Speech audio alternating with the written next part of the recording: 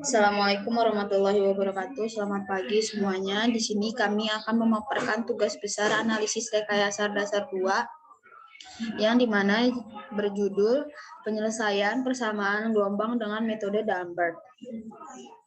Sebelumnya, izinkan kami untuk memperkenalkan diri. Perkenalkan, nama saya Bilqis Islami Nur Kolbi dengan NIM 120300027 dan rekan saya. Saya Reveritia, NIM 120300001. Di sini kami akan menjelaskan di mana diminta untuk menjelaskan mengapa penyelesaian persamaan gelombang didekati dengan PDP. Yang kedua, bagaimana penerapan dari metode D'Alembert sebagai metode penyelesaian persamaan gelombang. Di sini kami akan memaparkan materi tentang penyelesaian tersebut.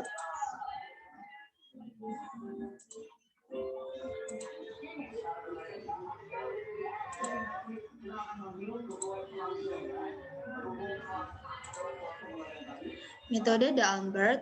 Metode D'Alembert merupakan metode yang digunakan oleh Jean Leroy D'Alembert tahun 1717 sampai dengan tahun 1783 dalam penyelesaian persamaan gelombang.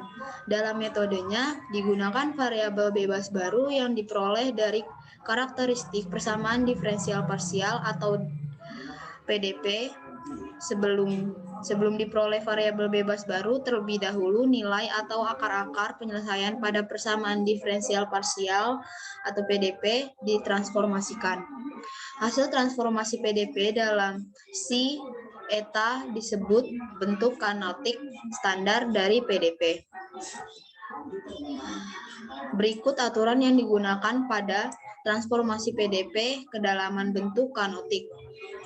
Jika akar-akar penyelesaian dari PDP adalah 2 akar real, maka digunakan Si (X dan Y) dan eta (S dan Y) diperoleh dari integrasi dari 2 penyelesaian real tersebut.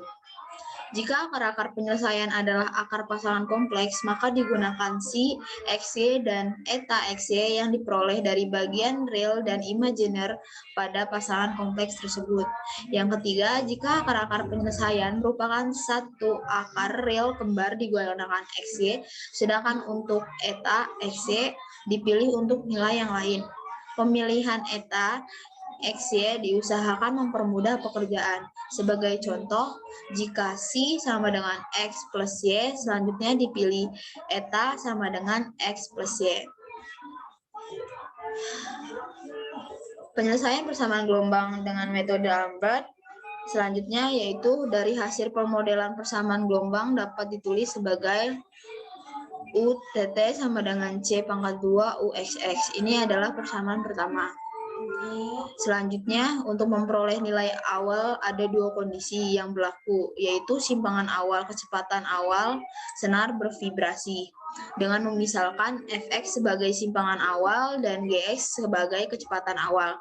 Maka kondisi awal pada persamaan gelombang dapat ditulis sebagai U(X0 sama dengan Fx, sedangkan UT X0 sama dengan Gx untuk persamaan kedua. Sebelum pengerjaan dengan metode D'Alembert, lebih dahulu dicari nilai karakteristik untuk persamaan gelombang. Nilai karakteristik ini dalam metode D'Alembert digunakan sebagai variabel baru.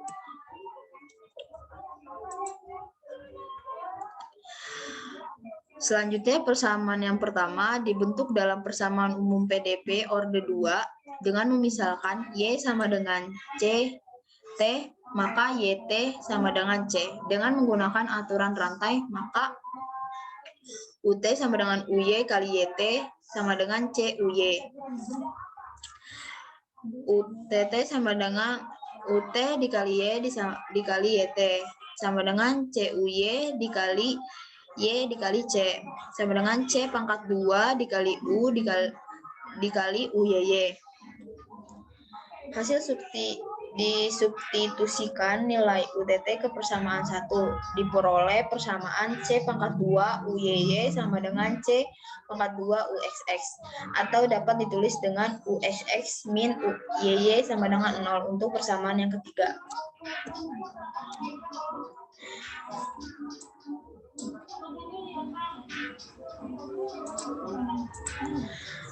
Dari persamaan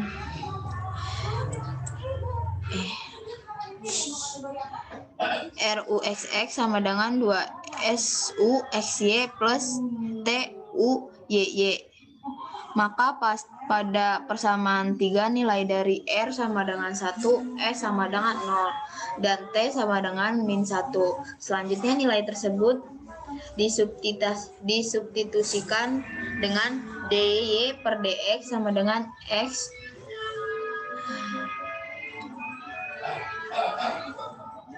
akar S pangkat 2 min RT per R yang akan diperoleh nilai DY per DX sama dengan kurang lebih 1.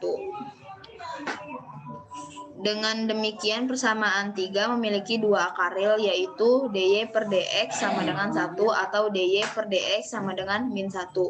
Ini berarti dengan DY sama dengan min DX atau DY sama dengan DX. Dengan mengintegralkan kedua nilai akar-akar penyelesaian tersebut, maka diperoleh dua nilai karakteristik, yaitu X plus CT sama dengan C1 dan X min CT sama dengan C2. Itu adalah persamaan keempat. Karakteristik ini yang selanjutnya digunakan dalam metode D'Alembert sebagai variabel bebas baru. Dari persamaan 4 tadi dapat dituliskan variabel bebas baru, yaitu C sama dengan X plus CT sebagai persamaan kelima, dan eta sama dengan X min CT sebagai persamaan keenam. Dan persamaan 5 dan persamaan 6 diturunkan, dapat diperoleh nilai do eta per do X sama dengan do per do X buka kurung X min CT sama dengan 1. Selanjutnya akan dibacakan oleh Saudara Revi Aditya. Baiklah, saya akan melanjutkan pembacaan materi. Dengan menggunakan aturan rantai, karena U dalam kurung XT suatu fungsi dari C dan eta, maka diperoleh do kuadrat U dikali U per do X kuadrat sama dengan do kuadrat kali U per do C kuadrat ditambah 2 do kuadrat kali U per do C do eta ditambah do kuadrat kali U per do eta kuadrat. Itu adalah persamaan ke-7. Selanjutnya turunan dari persamaan 5 dan persamaan 6 terhadap T adalah do dikali C per do T sama dengan do per do T X tambah CT sama dengan C. Do eta per do T sama dengan do per do T dalam kurung X dikurang CT sama dengan min C. Selanjutnya, dengan menggunakan aturan rantai diperoleh do kuadrat dikali U per do T kuadrat sama dengan C kuadrat. Do kuadrat dalam kurung do kuadrat dikali U per do C kuadrat dikurang 2 do kuadrat dikali U per do C do eta ditambah do kuadrat dikali U per do eta kuadrat tutup kurung. Itu adalah persamaan ke-8.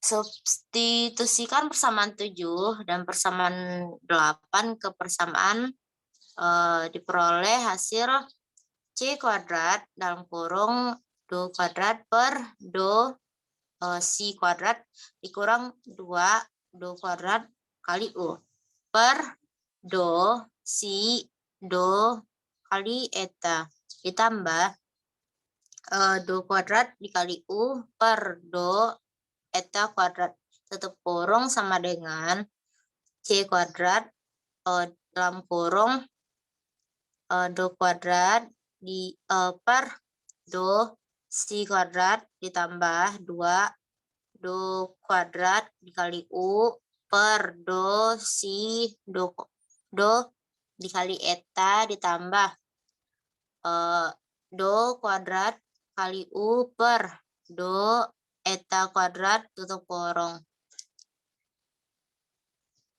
Hasilnya 4C pangkat 2 dalam kurung do pangkat 2 dikali U per do si dikali do eta sama dengan 0. Next.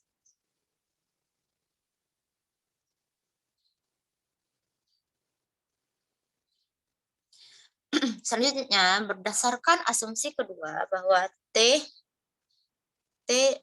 tidak sama 0, maka C kuadrat tidak sama 0. Dengan demikian, dapat diambil do kuadrat dikali U per do si dikali do eta sama dengan 0. Itu adalah persamaan ke-9. Lalu, integralkan persamaan 9 terhadap eta, yaitu integral do kuadrat kali U per do si dikali do eta dikali d dikali eta sama dengan integral 0 d eta. Selanjutnya ruas kiri diperoleh do U per do si dan ruas kanan diperoleh suatu fungsi yang tidak memuat eta. Misalkan fungsi tersebut H dalam kurung si, maka hasil integrasi persamaan 9 terhadap eta diperoleh do U per do si sama dengan H dalam kurung si. Itu adalah persamaan ke-10. Dengan H si adalah suatu fungsi dari si, selanjutnya mengintegralkan persamaan 10 terhadap si. Integral do U sama dengan do si dikali d si sama dengan integral H si.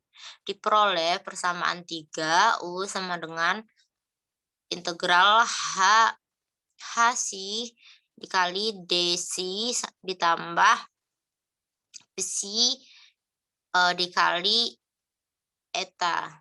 Next.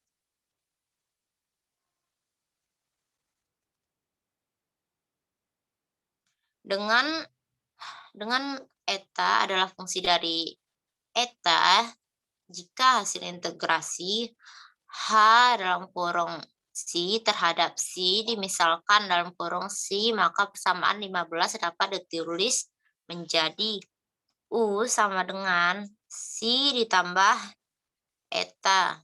Itu adalah persamaan ke-12. Substitusikan nilai si pada persamaan 5 dan nilai eta pada persamaan 6 ke persamaan 12. Diperoleh persamaan umum sebagai berikut. U dalam kurung X T sama dengan dalam kurung X ditambah CT tutup kurung ditambah buka kurung X dikurang CT. Itu adalah persamaan ke-13.